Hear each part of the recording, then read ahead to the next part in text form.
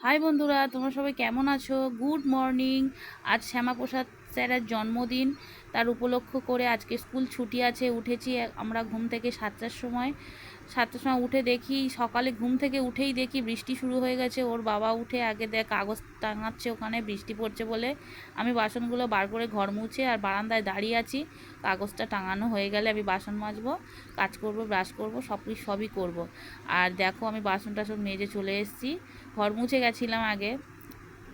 ওর বাবারও দেখো ঘড়িতে আমার কাজ সারতে সারতে 7টা 25 হয়ে গেছে।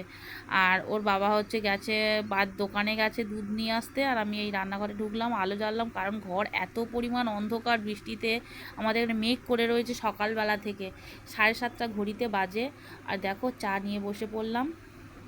বিস্কিট নিইনি, কারণ দুটো পরোটা ছিল, পরোটা দুটো গরম করে নিয়েছি, নিয়ে দুজনে চা খেতে বসেছি। ছেলে ঘুমোচ্ছে, যেহেতু আজকে স্কুল ছুটি, তাই ছেলে ঘুমোচ্ছে বলে আর ডাকি নেই। আর বৃষ্টি হচ্ছে, উঠেও বা কী করবে, তাই ও ঘুমাচ্ছে বলে আমি আর ওর বাবা গল্প করতে করতে খুব গল্প করছি, মানে এত গল্প করছি বলার কথা নয়। গল্প করতে করতে চা খাচ্ছি। চাটা খেয়ে আর ওদিকে রান্নাঘর, চা খাওয়ার আগে আমি ফ্রিজ থেকে সবজি বার করে রেখেছি কিছুটা, দেখে নাও বন্ধুরা। এই সবজিগুলো ফ্রিজের মধ্যে ছিল, আর ওর বাবা কালকে নিয়ে এসেছিলো পুঁই শাক রাত্রিবেলায়। তাই এগুলো বার করেছি, ভাবলাম কি রান্না করব, সব বার করে রাখি, দেখি যেটা ইচ্ছা হবে সেটাই রান্না করব। আর যেহেতু কালকে রবিবারে আমাদের মাংস খাওয়া হয়নি, ওর বাবাও নিয়ে এসছে মাংস। আর এই দেখো পটল টটল সব বার করেছি, পুঁই শাক, পটল, বটবটি কড়াই, আর ঢ্যাঁড়স সবই বার করে। এই দেখো লঙ্কা ছিল কিছুটা, লঙ্কাটা পচে গেছে বলে আমি বলছি লঙ্কাটা কি ফেলে দেবো, ওর বাবা বলছে যেগুলো ভালো আছে নিয়ে আর বাদবাকি ফেলে দাও। আর যাই হোক, এই দেখো সবজিগুলো বার করে রাখলাম, সবজি টবজি কাটাকুটি করে রান্না বসিয়ে দিয়েছি। রান্নাও এদিকে ভাত ফুটেও গেছে। মাংস নিয়ে এসছে, বললাম আমি মাংসটা ধুয়ে আর এই জল ঝরাতে দিয়েছি। মাংসটাই দেখে নাও, মাংস। আর ওখানে কেটে রেখেছি পুঁই শাক, কেটেছি। বেশি কিছু রান্না করি নাই, যেগুলো বার করেছি তার মধ্যে পুঁই শাক রান্না করেছি, আর পটল ঢ্যাঁড়স ফ্যাঁড়স ওগুলো তুলে রেখেছি। এখানে পুঁই শাক কেটেছি, মাংসের ঝোলের আলু। আর ওদিকে দেখে নাও মাংস বসাচ্ছি। এখানে মাংস বসাইনি, এখানে বসাচ্ছি পুঁই শাকের তরকারিটা। পুঁই শাকটা আগে করে নিয়ে লাস্টে মাংস চাপিয়েছি। এখানে পুঁই শাক আমি নিরামিষই রান্না করলাম, কোনো চিংড়ি মাছ, মাছের মাথা কিছুই দিইনি।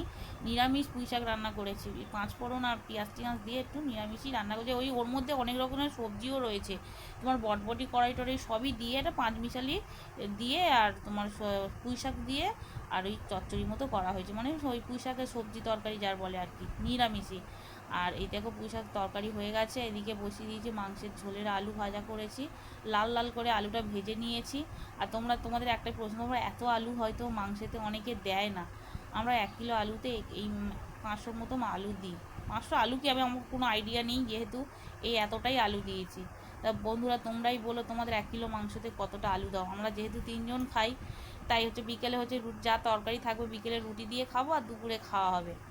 যাই হোক, এই দেখো চিকেনটা বসিয়েছি, এদিকে দেখো চিকেনে যা যা দেয় সবই দিয়েছি, দিয়ে ভালো করে কষিয়ে মশলা টশলা দিয়ে কষালাম, কষিয়ে তেল বেরিয়েছে একটু, তেল বেরানোর পরে আমি দিয়ে দিলাম মাংসটা দিয়ে ভালো করে কষিয়ে অনেকক্ষণ কষতে হয়েছে, কষে টষে অল্পই জল দিয়েছি। তো বন্ধুরা মাংসতে জল দিয়ে দিয়েছি, কষিয়ে ভালো করে জল দেওয়ার পরে একটু ফুটে উঠতে ভালো করে চাপা দিয়ে কষিয়ে কষিয়ে কষিয়ে কষিয়ে জল ঢাললাম।